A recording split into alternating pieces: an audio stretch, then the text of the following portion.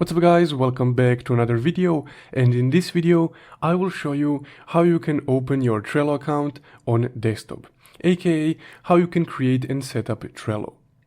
Also, if you guys want to know what equipment I'm using to make this video, I will leave links to those in the description below. Now let's get started. So first off, you need to go to the Trello website. I will leave a link in the description below which will lead you to this website right here.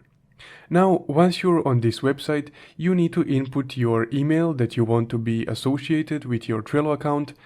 Now, once you inputted your email, you can click sign up, it's free. Now, after you click that, they will redirect you to the page where you can choose to continue with just your email, so create an account traditionally, or you can choose to log in through Google, Microsoft, Apple, or Slack. Now, by choosing the first option, you would need to input your password when you're logging in into your Trello account again, but if you choose one of these options, then you don't have to input your password because the Trello account will be associated with one of these. So in this case, I will just continue with this usual method by clicking sign up. And now Trello sent an email to my email address through which we will be able to complete the setup. Now this is how that email looks, so to continue all you need to do is just click verify your email. And then you would need to input your full name and your password for your Trello account. After you inputted your name and selected your new password, you can click continue right here.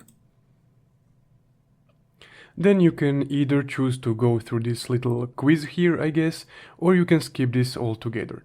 So I guess I'll just select what applies for me and press continue. Then you would need to select a name for your Trello board. I'll go with board 1 and click next. Then if you want, you can organize your board from here, but in this case I'll just click skip. And then they offer you to invite your teammates, but you can also do this later. So I will just click skip again.